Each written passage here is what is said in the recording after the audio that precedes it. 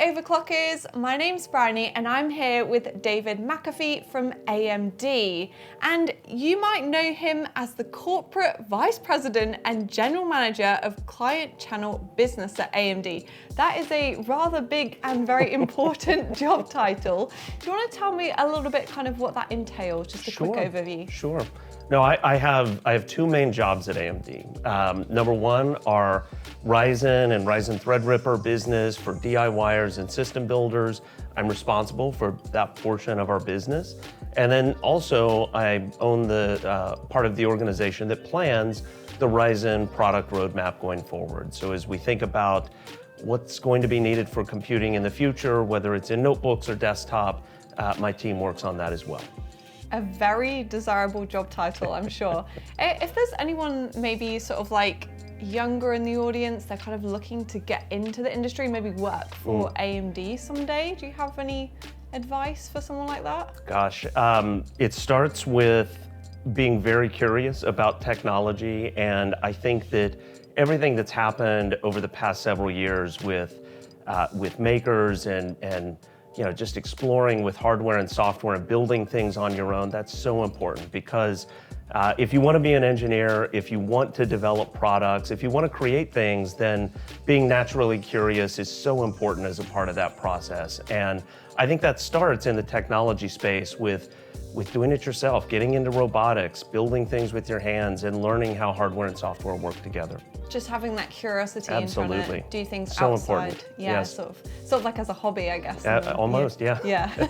So I want to move on to a little bit about like Threadripper and the B2B side. So obviously it's a huge part of your role. So the Threadripper 7000 series sort of mark AMD's return to that HEDT platform. So why have you done that now? You've not been in that sort of field since 2020, so why have you brought out the new Ryzen Threadripper now? Well, I think it's no secret. A lot of things happened in the world between 2020 and today. And there's really two primary reasons why we've brought the high-end desktop platform back. One is a lot of the constraints that the entire industry faced have now been abated. We've gotten past the shortages that the semiconductor industry face. We've really gotten to a place where the whole supply chain is much more stable and much more solid than where we were in the 2020 timeframe. And then the second part of it is, set all of that aside, it's really about what customers were asking for.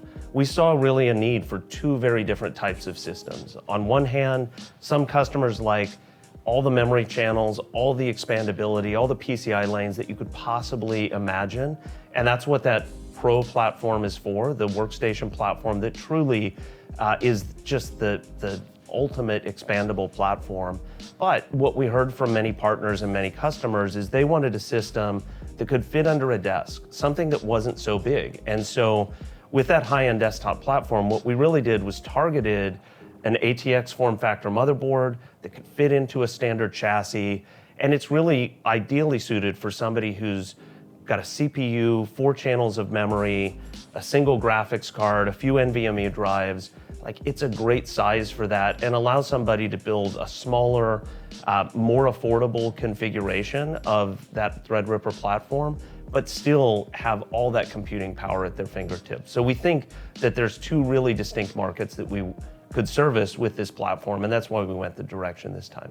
Yeah, it's brilliant to have it back, really. I think a lot of people are very happy to get their hands on these new Threadripper CPUs, and we've done obviously a lot of testing in-house, and the performance is, I'm excellent. sure you're very happy with it. Yeah. We are happy with it, but more importantly, glad that you guys are seeing the same amazing performance out of that system. Yeah, for sure. So you mentioned that you're sort of, you've got those different products for two different like markets for different businesses. You're trying to design things for your customers. How far ahead are you predicting what people are going to need? Are we talking, you're trying to guess like 10 years time, you kind of think you're going to need this sort of technology? And obviously with like the sudden progression of AI, are you finding that more difficult? I think this is one of the most dynamic and exciting times that the PC industry has seen in, gosh, I've been a part of the PC industry for 30 plus years, and I think more has changed more rapidly in the past couple of years than I've ever experienced in my entire career. The silicon development process is a long process. When it comes to planning our next generation chips, we're sitting here in 2024, we're talking about this new Threadripper platform that we're launching today. But as we look forward into the future, we've got to be planning 2026, 2027, 2028, and even thinking beyond about where the world is going. And how does AI, whether it's in a desktop or a mobile processor, how does that change what's needed and what the balance and configuration of all the different compute elements in that chip need to be for the way that people are going to work in the future? And that spans all the way from somebody who's like an AI developer for a system like Threadripper, what do they need out of that system, to somebody who has a laptop who cares about having all-day battery life and still having those great AI experiences. And so I will say that the choices are maybe more complicated than they've been in a long time, but that's also what makes it really exciting, is you get the opportunity to shape the future and to work with some of the biggest software and OS partners in the industry as you look at their vision for what AI brings into the PC ecosystem, how it changes the way that we use our devices day in and day out.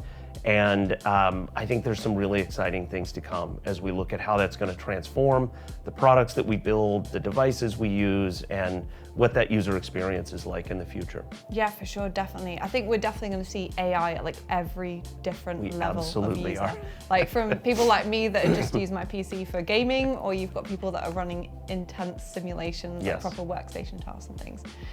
So is there any segment of the market now that seems really big that maybe you think wasn't predicted? Do you think AI is bigger? Obviously AI has been like 10, 15 years, Sure. People have been talking about it. Do you think it's bigger now than anyone could have predicted? That's a good question, because you're right. Like AI has been a topic of conversation for years, but in the past 18 months or in the past 2 years, it's been just on this exponential curve of growth and excitement and development. It's crazy to think that, rewind the clock not that long ago, and even like 6 months. Right, Yeah. and how many people were talking about things like ChatGPT and Stable Diffusion and those types of things. And it seems like, every week or every couple of months, it just takes another leap forward in terms of how the state of the art is advanced by the software developers that are building these models for these amazing capabilities. I think that it has certainly exceeded my expectations on how quickly this has grown and how quickly it's been adopted.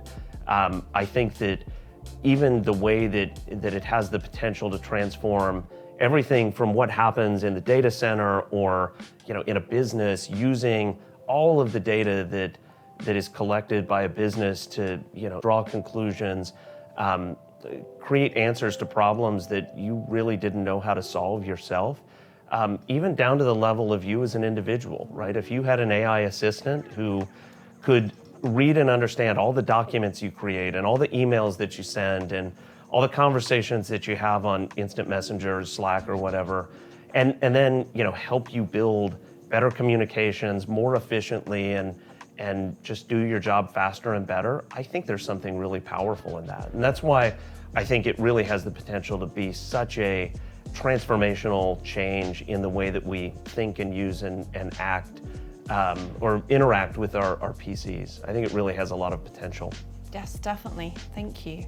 So in regard to that product development, and I guess I'm just kind of curious in the way that you maybe design new products or you kind of look at the roadmap going forward. Do you have sort of set goals and deadlines of where you want the roadmap to be? So say in like 2025, you're aiming to achieve this level. Are you trying to make like the new products as good as possible, as fast as possible? I'll answer that question a little bit differently, because I think that some product categories have very rigid timing requirements around them. For instance, in the DIY channel business that I work in, things are much more flexible. It's about building the right product with the right quality and the right performance.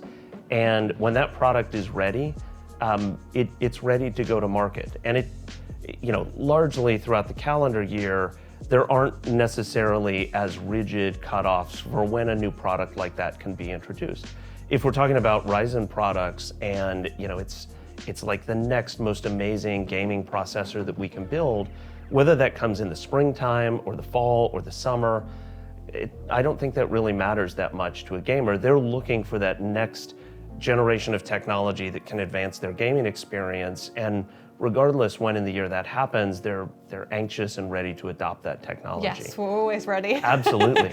And it's very different. Like when you think about the business that we do with customers that build notebooks with us, for instance, they have very different requirements, where a lot of that is driven by very rigid retail cycles and things like that. So I guess the answer is it's kind of both, and it depends on the product and what part of the market it's going into. That really determines whether schedule or performance and capability are the primary driver in what you're trying to do in a given product generation. Yes, definitely. And it seems at the moment you get these like big generational leaps, maybe like every 2 years. As we sort of move forward and you've got the development of these new like AI technologies, like you've got FSR, which obviously improves the performance of graphics cards massively using like clever software technology. Do you think we might end up on maybe like a 5-year hardware cycle and you've just got software and driver developments in between? I think one of the things that's been very interesting since we brought the first Ryzen to market, let's go back to 2015, right? That was a good year. The era before that was largely in the desktop space, dominated by 4-core processors. And then Ryzen came into the market and brought lots of cores for users, more than most software at that point in time could really take advantage of. And I think one of the things that has always been true is hardware leads software, and it takes innovations in hardware to drive corresponding innovations in software. I think that it will always be the case that whatever we develop into our chips, whatever capabilities we put into silicon, software developers will find ways to take advantage of that and more. And so I think the reality is it never stops advancing. I don't think that all of these new capabilities slow down the way that gaming hardware or PC hardware advances. I think that they just kind of complement each other and continuously advance the state of the art, both through hardware and through software. So the hardware sort of leads, and then you got the software. I think it does. I think it does. It takes time for software to understand what that hardware is capable of, and then to make the most out of it. And I think we've seen that on the CPU side, being able to use many cores in different applications. I think you'll see that on the AI side as well, where you see us putting Ryzen AI into some of our processors, and it will take time for the software ecosystem to fully enable that across a wide range of experiences. And I think you see that on the gaming side as well. Capabilities like FSR are using the ability to use compute technologies or AI compute on GPUs, enabling ROCm software on our GPUs. Like it just takes time for the software ecosystem to really integrate that, optimize it, and turn it into that next set of experiences that nobody expected to come out of that product. Yes, definitely. I think that kind of leads on to another question I've got. So I read a Reddit thread that stated that Ubuntu Linux provides around 20% more performance than Windows 11 on the new AMD Zen 4 Threadripper. And there's always been this kind of known issue, like you've got, is it 96 cores now on the new Threadripper 96, CPU? yes. And it's almost like Windows sometimes doesn't know what to do with all those cores. Is this something that AMD is working on going forward, maybe with Microsoft? I will say on both sides we're working on it, yes. Both in the open source Linux community as well as with Microsoft. Yeah. And I think Threadripper is largely a pretty unique product in that it's not always a general purpose tool, right? More often than not, it's used for very specific applications, very specific workflows, and put into very specific environments. And many of those environments are Linux-based, some of those are Windows-based as well, but it boils down to the workflow, the applications, and how that integrates into the overall development flow where that Threadripper system is being deployed. I think we have seen amazing performance from this generation of Threadripper on Linux-based systems. There's lots of application examples where that outstrips the performance you see with similar applications running in the Windows space. But that being said, there's also great examples where what Threadripper can do in the Windows space provides amazing performance as well. So I think that Linux is absolutely an area that's critically important for our Threadripper systems. And we're delighted to see the level of performance that's come out of that. But we definitely work both ends of the spectrum, and both with Windows as well as with the Linux community, ensure that we can advance the performance as much as possible with every generation. Yes, lovely, thank you. So in regard to your product development, do you develop new technologies for like the server platform first, such as power efficiency, and then this trickles down into the more mainstream processors that someone like me might use? Or is there a distinct separation because the user requirements of each platform are so different? Yeah, I think one of the interesting things about AMD is for years now, we've used chiplet technology to build many of our products. And so what you see is kind of the convergence from both ends of the spectrum. On one hand, our server product line and our desktop product line share a lot in common. The core chiplets that have the Zen CPU cores on them are shared, that silicon is shared between our server product line and our desktop product line. And so we actually have a lot of leverage between those two businesses when it comes to building things like very high performance, very efficient compute engines. But if you talk about power efficiency, really kind of the extreme end of the spectrum there isn't server, it's more the laptop side of things. When you're building processors for laptops, like that's where ensuring that every milliwatt of power is accounted for and optimized, and so that you're getting the best battery life that you possibly can is critically important in a laptop. And even if you look at 5000 series Ryzen desktop processors to 7000 series, we took a lot of that power technology, power management technology from our notebook processors and put that into the 7000 series, IO chiplet design so that you're getting better power efficiency overall out of what that chip can do. And so I think, to me, desktop is kind of the place where everything meets in the middle. You've got high performance coming in from the server side. You've got all of these great power management techniques coming in from the mobile side. And it's just kind of where all of that blends together into a great desktop product. It's great actually, sort of taking different elements from absolutely each kind of like product development team. The best of each. Yeah, combining them all. Lovely. Is there an update on AM5 socket support, or does the original statement from AMD to continue support through 2025 still stand? It absolutely still stands. I think that we certainly recognize that the longevity of the AM4 platforms was one of the biggest reasons that led to the success of Ryzen. And as we think about the future, 2025 and beyond, that decision to move to a next generation of socket is one that's going to be really thought through very, very carefully. We know the impact that moving to a new socket brings, and we want to stay on AM5 as long as we possibly can. So, we are firmly committed to 2025 and beyond, and we'll see how long that promise lasts beyond 2025. Yes, it's good news for sure. It is good news. Thank you.